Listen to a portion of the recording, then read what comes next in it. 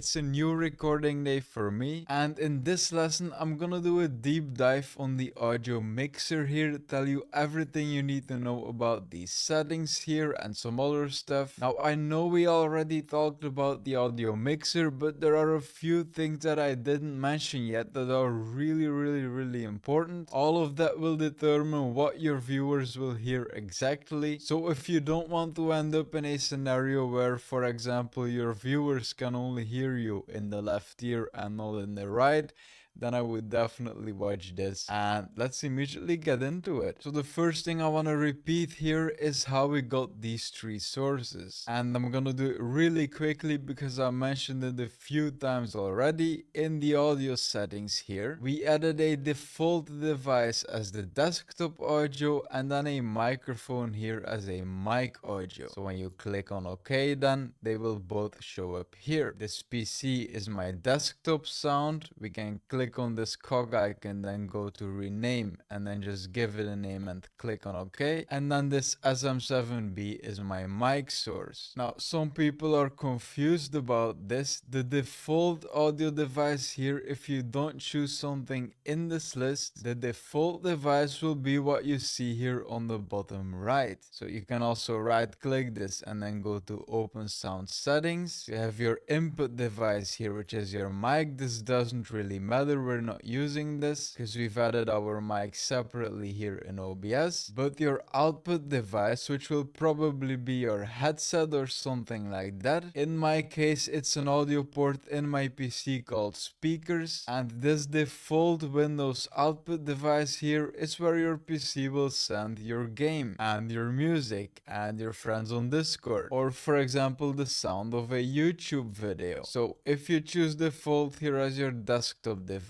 then that source in the mixer here, the PC source, will be everything that's playing on your PC. And this here was our microphone, and then the third source here, webcam. This is a source that got added because we added a video capture device here in the sources. So in a previous lesson we clicked on the plus icon and we added a video capture device, which is our webcam here, and a video capture device also comes with an audio source that you see here on the right. Now the webcam that I'm using, which is this one, the Elgato Facecam, this webcam doesn't have a microphone, so because of that the webcam audio source here will never be moving. However, if your webcam does have a microphone and you add it in the sources, you will need to change the volume to 0 because otherwise your stream will be hearing your mic, but then also the built-in mic from the webcam. And as I mentioned before, when I go to the starting soon screen, here I don't have a webcam source, so I also don't see it in the sources. So all audio devices that you add here in the settings right here, they will always be active here in the audio mixer no matter which scene you're in on the left. Then any audio sources that you add here, for example a webcam that has an audio source linked to it, or if we look at other sources, the audio input capture for example, all those audio sources will appear here in the mixer and will be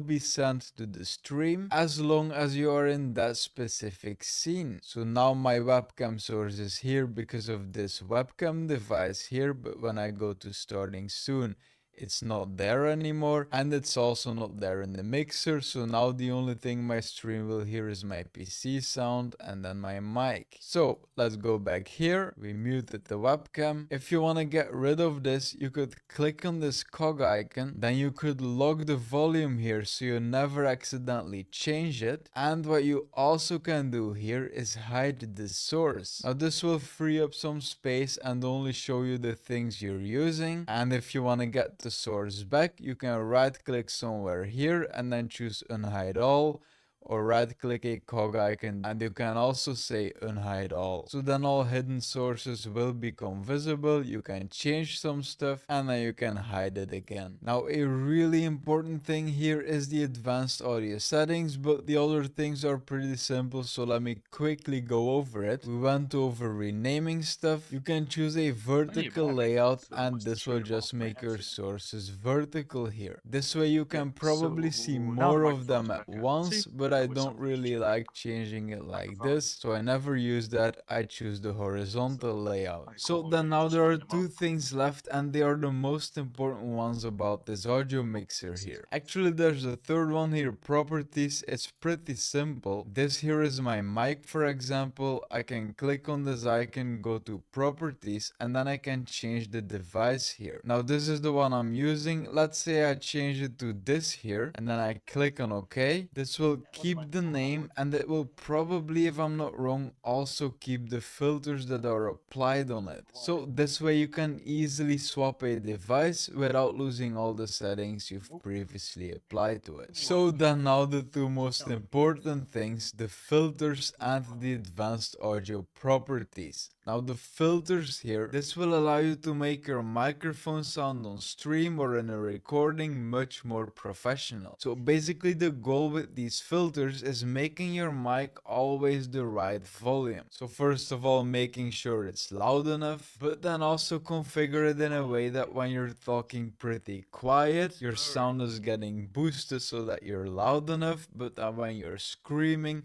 your volume is getting pulled back so that you're not blowing out viewers' ears. And then the last useful thing you can do with the filters is adding a VST plugin. So I'll just go over these one by one and then tell you what they are doing. The first one, the compressor, this is what I was talking about. This will make sure that your voice is always loud enough. So the first thing you should do here is just talking. Now if your mic is much too quiet, let's say it looks like this when you're talking normally, then there's probably something wrong in your mic settings, so you should right click them here on the bottom right, then go to sounds, not sound settings, to sounds. Then this window will open and when you go to recording here, you will find your microphone because it will be moving when you talk like this here. So then you just double click it, you go to levels and then make sure that this is at 100%. Some mics, especially cheaper ones, are set to 3 decibels. Now once you did that, let me move my mic to the normal levels, then you should play with this output gain slider here to make sure that the mic level is good, whether it's too loud or too quiet. Just adjust this, reduce the gain, add a bit of gain, simply adjust this till your normal voice is somewhere right here in the yellow. So I'll just quickly show you how to set this up. First of all, change your ratio to 2, then move your threshold completely to the right. By the way, these are not the final settings, we need to go through a process first. Change the attack to something like 2 milliseconds, the release to something like 100. So right now you should adjust this slider here while you're talking quiet. So if you think that sometimes on stream you would be talking like this and saying, hey, I don't really like this, blah blah blah, then you just talk pretty quiet like me. I'll just do it right now and then I'm gonna keep adding a bit of gain here till my quiet sounds are somewhere right here in the middle of the yellow. I could actually add a tiny bit more than this. By the way, you're not gonna hear the effect on my mic because I'm recording with another OBS instance, but you can see the effect here on the bottom. So now when I talk pretty quiet on stream, my voice will still be loud enough. But then when I talk a bit too loud, look at the volume here.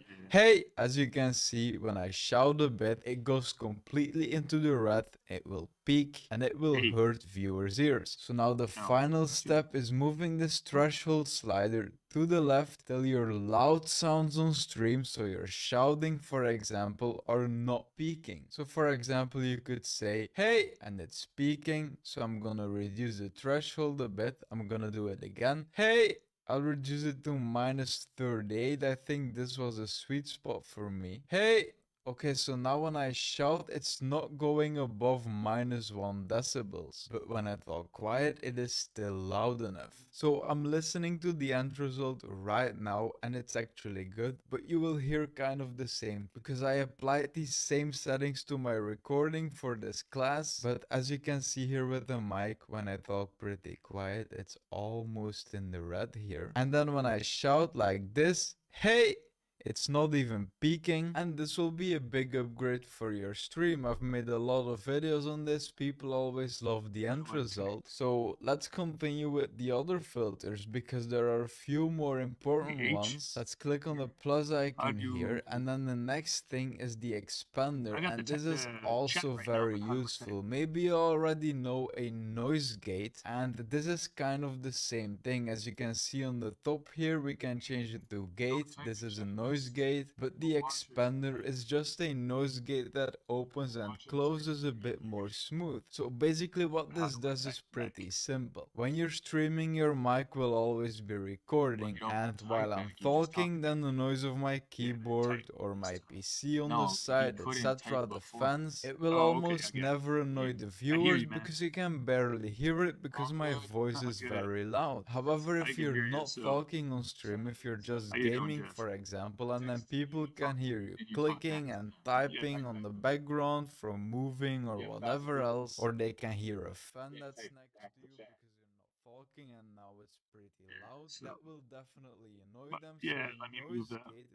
deactivates your microphone unless you're talking. So when I'm close to my mic here and I start talking, then the incoming volume is pretty loud. However, when I'm clicking with my mouse, for example, that noise is much more quiet. So we will set up the mic to ignore quiet sounds and completely shut down its recording.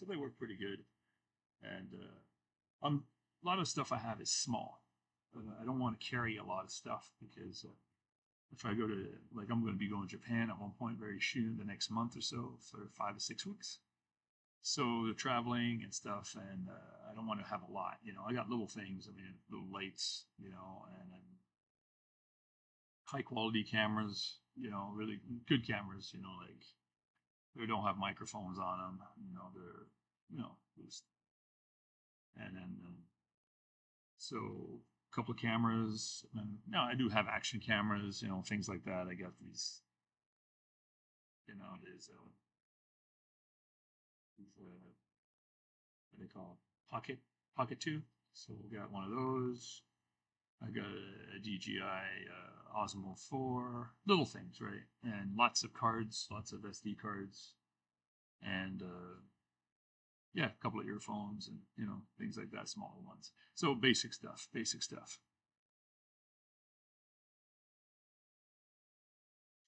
Okay, well that's a good idea. Like I say, I copy them, record them, so I'll have to play them again and check on that. Yeah, it's a different world, right? I was a tropical breeder for so many years and farming tropical fish for almost 40 years, and now I just decided to do something else. As you can see, I'm behind in Mike's place. I'm at Imperial. We're here. I'm here with my son, Hugo. He's a streamer too, you know, and he's working on the stuff. So after every day's work, we come here and we work on streaming and we work on cameras and yeah, just play with stuff and then trying to learn, you know, and I'm not super computer savvy, so it took me a long time to learn this stuff. And I bought a bunch of stuff that I use, a bunch of stuff I'm not using, and yeah. So, like I say, it's a learning process. At one point, I'll start using a little bit more AI so that I can have a good idea how to approach a business. If I want to do a certain that it's a coffee shop or a restaurant or a farm or a fish farm or you know a vegetable farm, whatever, and get ideas of what would be interesting to have a little live stream on those guys. You know, and basically, it's not going to be about me; it's about others. Uh, my son gaming. Make it simple. But he loves to, he's a basketball player and he does a lot of modeling, so he's got a better thing on the side. But he's figuring it out. He's 21, you know, and so he's doing pretty good on that. And so yeah, and he's 6'7" plus. I'm 6'5", but he's 6'7". So you know, we're getting there. And you know, and for me, it'd be basketball also. I try some do some basketball, so I'll figure it out. Like I say, go with the flow and see what works. But I don't really have anybody out here. You know, I'm just learning on my own. I've got the YouTube channel, and some people will listen to me, but it's a work in progress. Right? Figure out where I'm going to stand and how what I'm going to talk about and things like that. You know, so 5'8". Yeah, I got two sons. I got Hugo and his brother Jonah. They're twins, and Jonah's 6'4", 6'4", yeah, 6'4". He'll be my height too. And then Hugo's 6'7", and then Jonah's in the Marines, so he's in the military. Hugo's in college, going into college this year. He did junior college for a couple of years, and now he's ready for college. So, and then my daughter is in college also. You know, she's a little older. She's 23, going 24. Yeah. So she's doing all right. Everybody's good. And then my daughter's tall. My daughter's almost 5'11". You know. So yeah, she should be doing modeling too. But to each his own. But yeah, Hugo is the only one doing modeling. But it's the you know he's got the knack for it. He dresses well and he's a good athlete. Anyways, so their things are pretty good. So farming, I don't know if you saw my videos on bioAquatiX, but anyways, I did farming for a long time, but none of my kids wanted anything to do with farming. So we just instead of me continuing something that you know I couldn't find workers and stuff like that, is really hard. Yeah, breeding is definitely something I want to talk. Oh yeah, that's the plan. I just got to learn to access because I don't have a lot of videos on breeding on Google. All my stuff is on SD cards, and I've got lots and lots of that. And that's what I'm going to tend to do about breeding fish and stuff. So, but I also want to, you know, learn. to make a nice little display, and so it looks good. So when I could talk about breeding fish, I mean, what was I doing yesterday there? I can show you some stuff. Let's get out of here. Let's go over here. And yeah, I was just doing some little fish stuff and found a couple of videos. I might have shown it already. Let's see here. I think it was fish stuff. Let me see. Yeah, a bit of breeding stuff, catfish. But it was a couple of videos I found that I think they're here.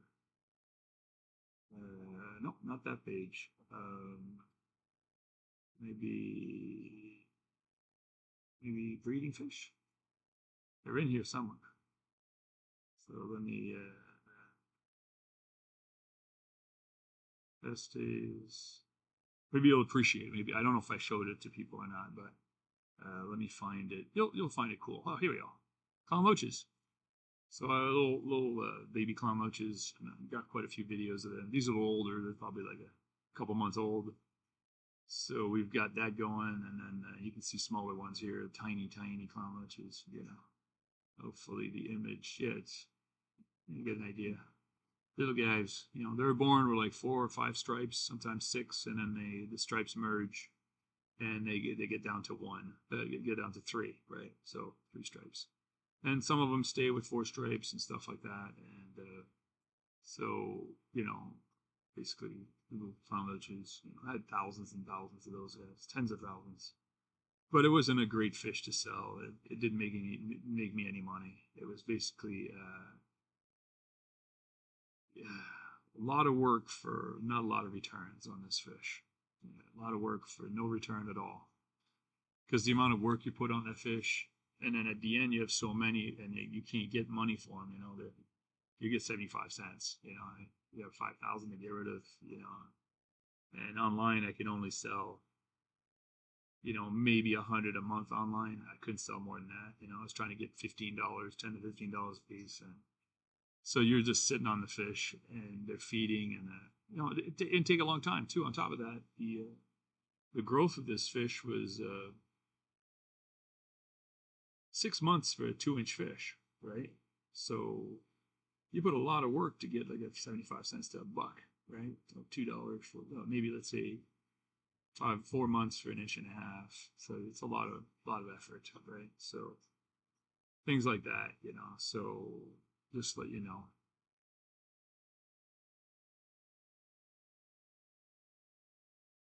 Yeah, I shut it down. The farm's done. There's nothing left, and then I got rid of all the fish. A lot of fish died. Like the majority of the loaches died over the hurricanes and stuff like that. I didn't have the generators, the gas, because we ran out of power for 2 weeks, almost 3 weeks. We couldn't get any power. I was running on generators, and then it's just the way it goes, you know. So I lost a lot of catfish. Whatever was left, I ended up giving to farmers here and there, and then I just pretty much dismantled everything. So I can show you pictures. It went from, so let's see here, so fish stuff. So yeah, if I go here, so if I went, so the farm looked like that, you know, the how do you call it? The greenhouse was that, and then I had all the other buildings full of fish, uh, full of tanks, you know. And then the hurricane came, and so a lot of stuff was damaged. The greenhouse is all messed up. And then, so after this was last week. So this was the greenhouse is last week. So I sold all the tanks, sold all the vats. That's the greenhouse. And then the buildings are pretty much empty also. So I ended up selling 2,000 tanks and then aquariums and still different sizes. And I got rid of all the big tubs. So I had lots of big tubs of water. You know, there was 50 tubs of water in there. So 50, more like 72 tubs, 72 tanks of water. So, you know, this is what it looked like. Yeah, I sold some of the stuff. The aquariums on top are gone because there was an aquarium on all the rats. But, you know, and then pretty much everything's gone now. So, and then there's a bigger row here in the middle. But, so it is what it is. But yeah, I'm going to sell the property here as soon as it's a little cleaned up. Put the property for market, you know. Yeah. Yeah, that's okay. I'm not sad about it. I'm just like, it's time to move on, do something else. And like I do talks to, I'll be doing a talk to Tampa Bay Aquarium here in the next on the 19th, I think, and I'll try to live stream it or at least record it. And then I did a few here and there. Yeah, the hybrids. I did lots of hybrids. I did literally thousands and tens of thousands of hybrids, but and did really well with them. I sold them pretty well, but I had so many. You know, I mean, the just to get the numbers. I'm not even hybrids, so it's a game of numbers, right? If people think that you're going to go and you sell these little multipuntadas catfish for $10 a piece, you're kidding yourself. So one summer I produced like 25,000, multipuntada sinos, and I was getting $1, dollar and a half. I mean, what are you gonna do, right? You can't, Yes, I sold a few online for like $10, but you're not going to sell that many. You need the distributors. As a breeder, you need distributors, and you need to sell that stuff quick. And next thing you know, I'm delivering 200 catfish every week to guys in Miami, and then guys in Jacksonville, and guys in Seagrass and 5D, and all these other guys, a bit of everywhere, and a couple of local stores, and I'm still sitting on them, and then they get bigger. So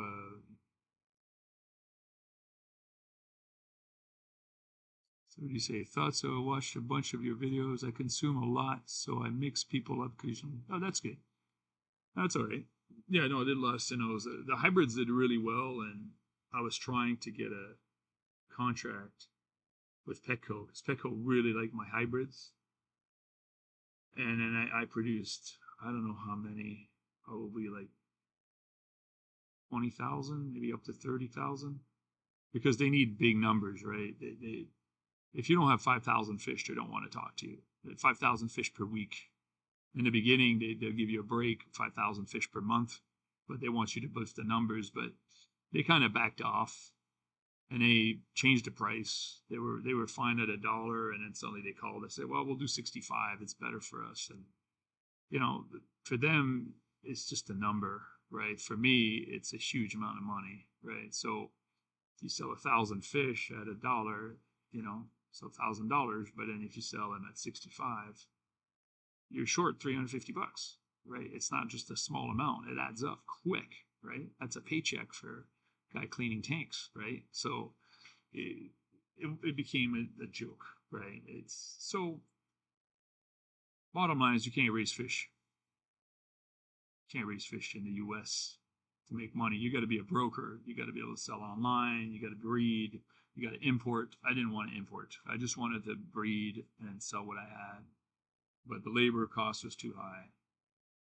Things like that, So you're trying to do things that's going to work, and then I couldn't find any workers, so you move on from there, right? So, and yeah, like I say, like the Sinos, I got some nice videos of Sinos here. It's probably going to be in here. Like there's a hybrid here. I was calling those pandas, so it was a multipuntadas that I selected the white, more white out of them than usual. As they were small, I picked up the whitest and whitest. And then, let's see, I think there's catfish in here. If not, it's going to be on the other one. It's probably on the other one. Yeah. This is all stuff. And then maybe here. But yeah, it is Sinos. So, yeah. Yeah, do some of the hybrids here. So you get an idea of different patterns. Those are like 3 inch. After a while, they grow for so long that you're sitting there like, what am I doing with these things? And they look great. They look fantastic. And they got some nice sheens on them, nice colors. And I was trying to work on their finnage and, things like that, So, I guess nice pointy tails, and then some others at spotted tails. And so you're working on all kinds of stuff that look really good, right? And some are more zebra types, and like this it's more like, and the dorsal fin was nice. And so you're working on all kinds of stuff, and you just got to pick the thing. And I was doing okay, but I got burnt out, because after a while you have to be rewarded for your work. and you can't just do this for fun. You know, life is about making a living, right? So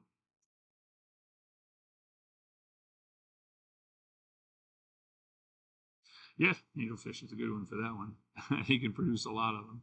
I did real well with angelfish too, but at the end you're giving them away, you know, because you got so many. And I did had some really nice blues and black veils and some really like I was working on this strain. You might have saw in the picture a minute ago, and so I had these guys. Hang on, I had thousands of these guys, but I don't even have pictures of them anymore. They were these guys. So this was some of the. Let's see here. I had thousands of these guys. Uh, right here. Anyway, some of the we see blues in here, so I did real well. But you know, and I was working on Manicapuras, but I was working on this one here, and I had lots of them. Pearl scale blues, you know, and they were really really nice. I had lots and lots of those, but at the end, nobody wants to pay any money for them. You know, it's still $1 fish, and you know, and you're sitting there like, okay, great. So yeah, you sold a few online for good money, but at the end, this is Passiones or Yellow Miki Passiones. A friend of mine collected those out of South Mexico. It was the Tabasco region, and I sold them pretty good in the beginning, but then after that, people are like, you know, it's just so like I say, it's all good though. I'm not worried about it. I'm not worried about you know.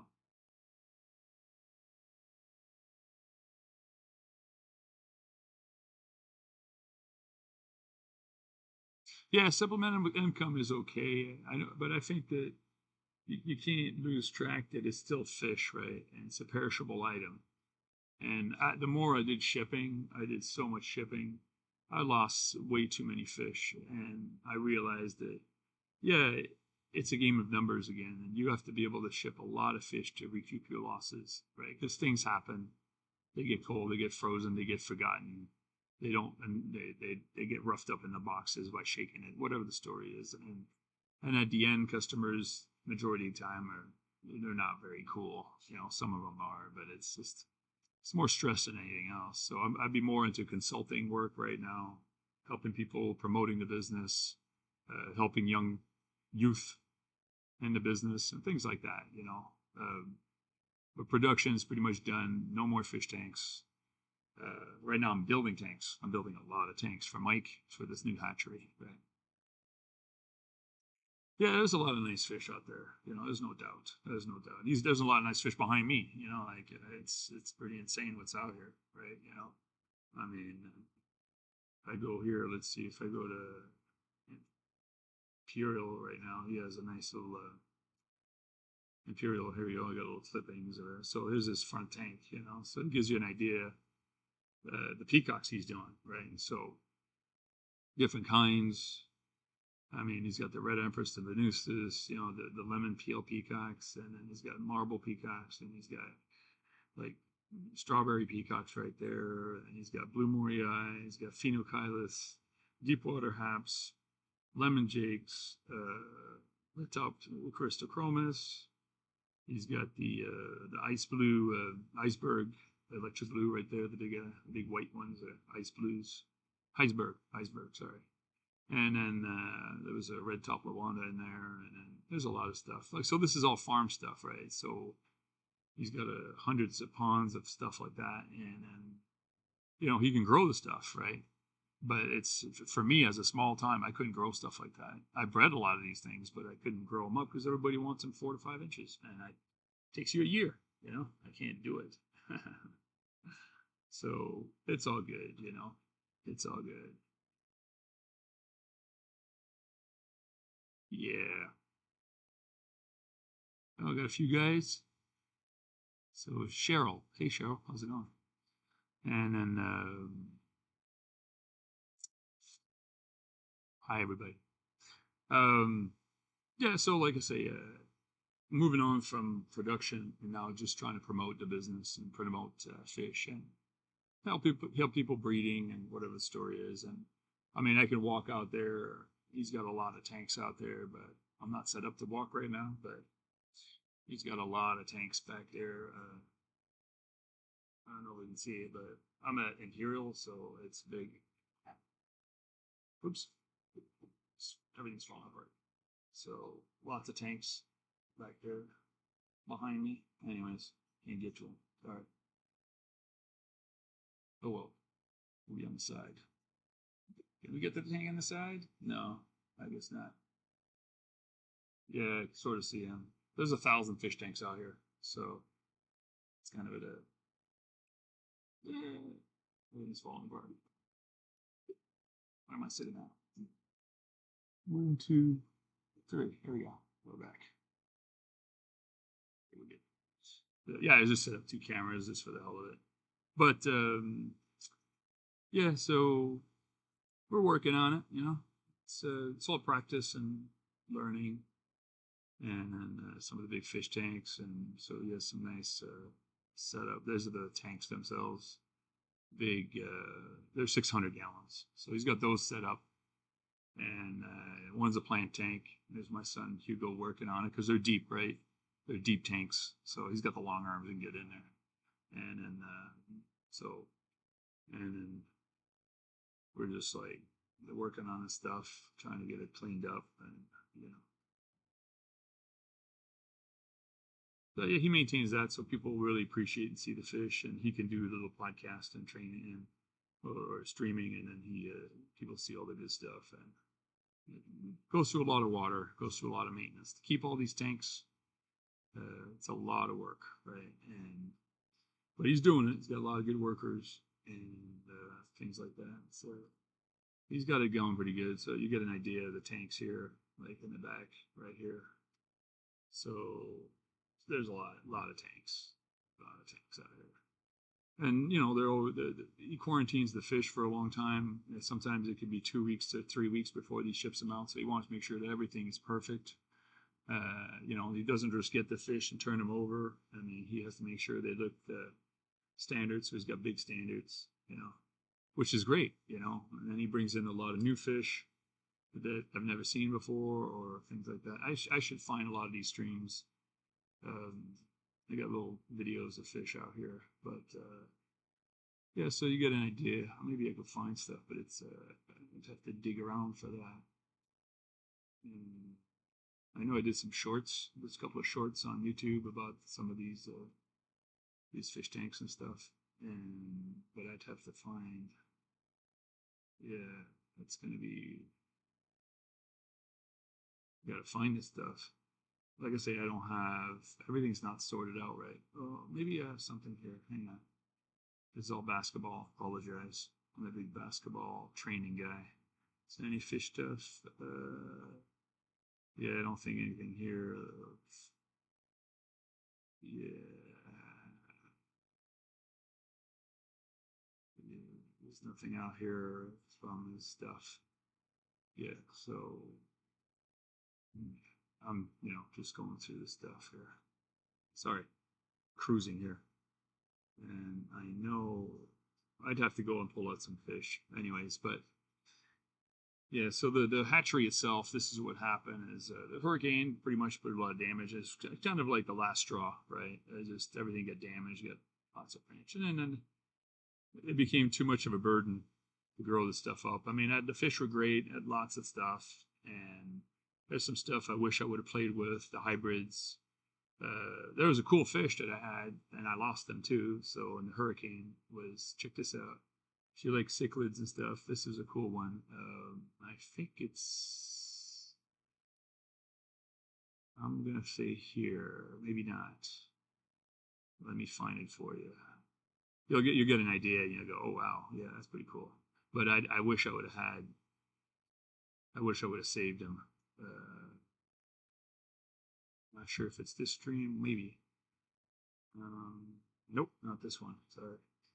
We're cruising back and forth looking for something, so it's going to be on this one right here. So I had daffodils. You guys are familiar with that one? Well, I was producing blue daffodils out of them. And those are not albinos. They were metallic blue with black eyes. And I had like 25 of them. And they were growing a lot nicely because that pair would produce them all the time. And I would just sort of save them up.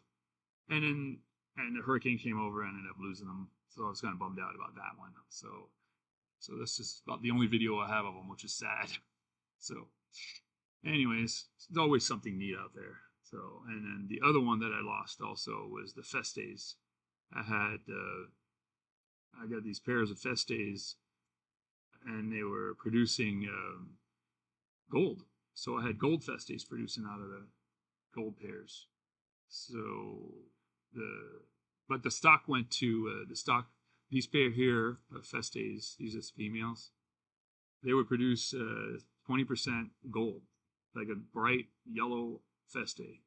But I ended up only having them like this. You know, that's the stock. They came out of Ecuador. It's not the Peruvian Feste. But anyways, they were spectacular, and I grew a bunch up and ended up losing them. But Mike at Imperial got the stock, so he's got the Festes. So he's got to just breed them and hopefully find some gold Festes out of them again. So that's like I said, as a breeder, you see all kinds of stuff like that, and you know, you make the best of it, stuff like that. But sometimes it works, sometimes it doesn't, right? You know, so you get an idea. Nice. So these Festes were a good stock. It was a different Feste, and so the Peruvian, they colored up really, really small. I'll show you a picture.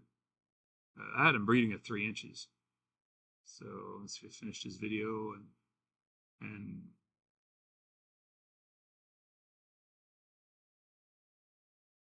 so let me see here. I have a picture of Festes. I had Atromaculata, and I had all kinds of good stuff out there. But yeah, here's some Atros. If you guys want to know what Atromaculata is, I had a really good stock of them, so you can see how red they were. These are Atromaculatas. That's a Cyclosoma from Colombia, and yeah, I ended up losing those too. But anyways, I sold some. You know, they were doing okay. But the small ones are brown, right? It's a brown little fish and don't do much. But yeah, good Atromaculatus. These are the females, and they look so red. You know, so it's a nice little fish. Well, not little, but you know. But I wanted to show you the Festes in here. There's the Manacapuru. I bred those by literally thousands. Had a really good strain. Mike's got some of them, but I don't know if he'll ever get them going. It's not an easy fish to breed. It's very high end. It's these guys had a lot of red all the way to the peduncle on the nose. They had it on their throat. Yeah, so there was a lot of red on this fish, and those were, you know, so these were not even wild ones anymore. These were like F2s now, you know, F2, F3s. So yeah, this was good. Good stuff, Angels. Let me find. I don't know if they're in here. Let's see. Hang on. Oh, here we go. So there's the Festes. That's when they were breeding. So you see my hand and my index finger is 3 inches. So you get to see Festes. They bred real well. Small. Those are Peruvian, not Peruvian. They were equatorial, so from Ecuador, the other side of the mountains. So that was a really nice, nice fish stuff.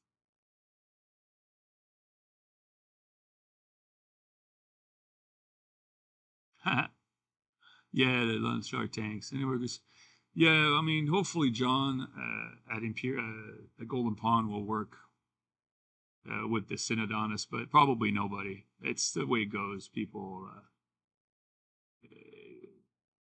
That's one of the reasons these businesses are difficult because they become personal. You know, so when people have a farm, they comfortable doing their own thing, and starting new fish is very difficult. You know, they don't. It's a passion, right? A lot of these farmers here are not even hobbyists. You guys got to understand that. They're not even close to being hobbyists. They're just farmers and people that decided that they want to raise fish, and they have interest in fish, but they're not hobbyists. They don't really, they look at the fish if it makes money or not. I didn't really care. I wanted to make money, but I didn't do the fish business because of the money. If I wanted to make money, I'd do what my brothers are doing. I got 2 brothers that are programmer and making, yeah, 7 figures, some crazy freaking money. But you know, I'm not. It's not money's not what chases me. Passion for things is what gets me going. And in the tropical fish business, it was the challenge of raising difficult items. That's what made me keep going in the breeding fish. But it wasn't really the money. The money is really hard to get. Right? It's a lot of work to get the reward, right? The reward is the recognition and the fact that you're enjoying what you're doing, right? So that people enjoy what you're doing, you can share what you're doing and or what you've accomplished or not accomplished. Just share the joys, the ups and downs of the of enjoying in the tropical fish industry. So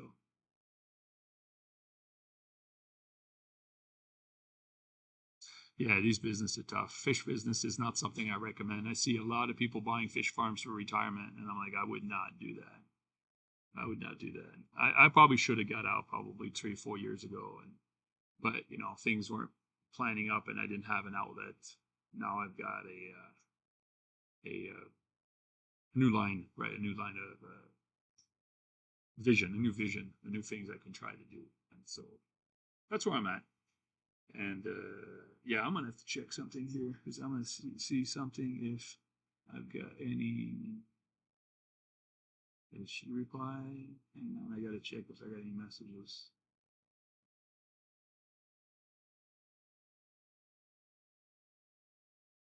I gotta reply to this.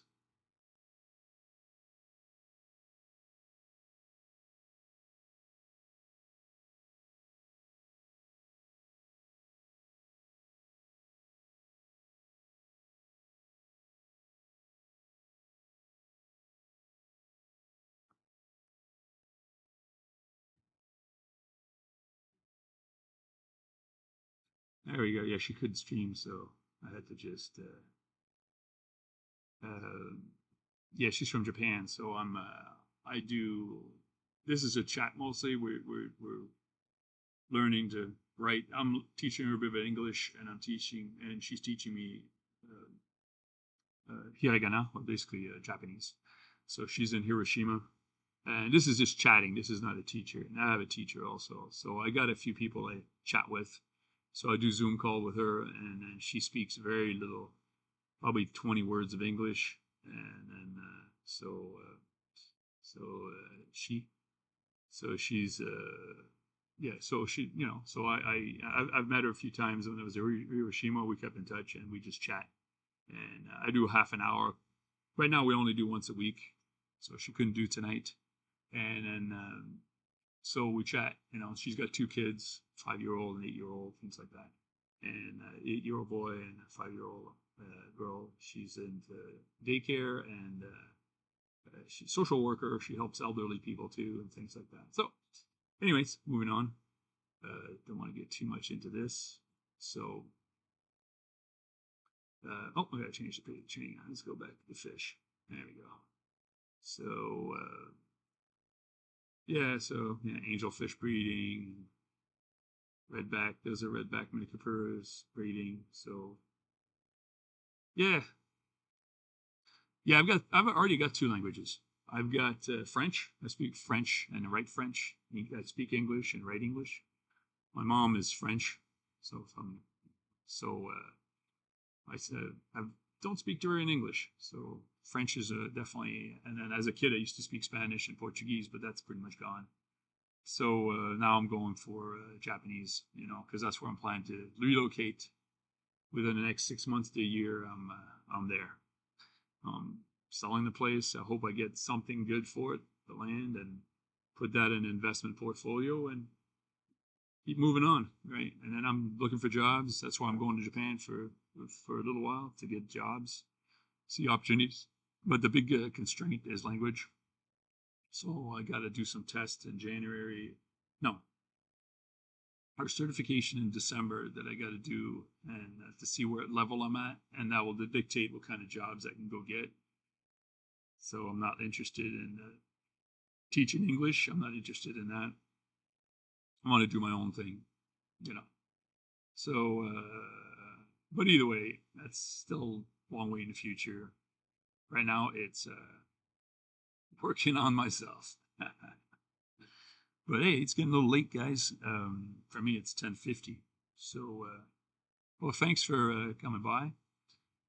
I haven't really marketed the streams right now. This for me is just practice and learning how to do the connection because I've got an account on Twitch. So I'm going to do more probably on Twitch. And then I'm learning the OBS stream section. And then And I do YouTube. I know I can do Facebook, and so, but I got to figure out how to do the connection and figure out what topic. How do I do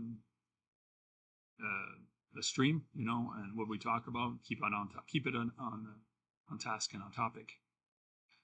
Yeah, every day. So I learned this a long time ago: is you do a little bit every day, and you move on forward, right? So it's the same when I teach my guys in basketball: is I learn a little bit every day. You know, work on your footwork.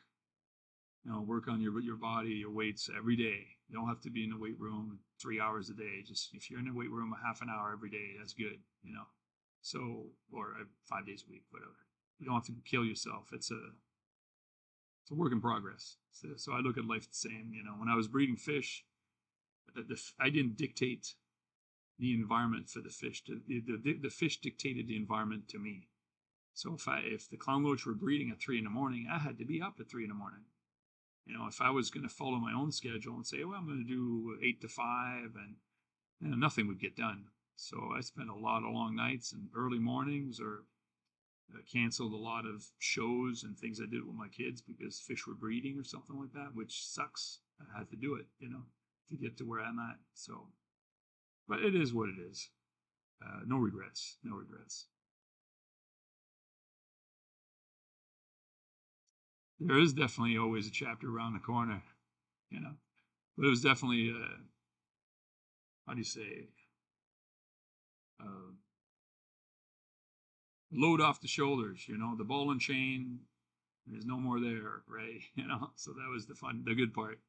I do shed a tear on all these projects that never got done, and a lot of money got wasted. Well, not wasted, but it's cost, right? There's a cost for everything, and I got rid of a lot of tanks for no cost. I got rid of a lot of equipment and fish for very little cost, for little money, right? And you know, it's sad, but you have to pull the plug, right? And that's the cost, right? It's like anything else. There's a cost for everything you endeavor, and you just got to accept it to move on to the next step. But thanks, guys. Good night. I don't know where you guys are all from, but hopefully all not too far. And I'm gonna go back on here tomorrow. You know, so probably the same time, and trying to get a little bit more structure. Trying to get more. I've been working on the pictures and trying to put stuff together so I can follow. You know, I can click a picture and talk about it, and things like that, or videos. So, northern Wisconsin. Here we're in Florida, Lakeland. You know, and so it's all good. It's all good. Empire of Dirt Aquatics. You have a website? I have to check that out. See if you have a website. Web page, maybe. I don't know. But it's good. It's good. But anyways, we'll chat some more. I'll be around. You know, I'm not going anywhere. I'm still stuck in the fish business. You guys have a good night. Nice. Okay, yeah. This the website just started. Yeah. Just keep plugging away at it, man. A little bit here and there, and you'll be good. You know, and then have fun. The key in life is to have fun.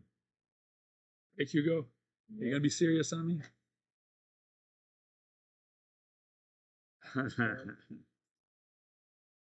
My kid.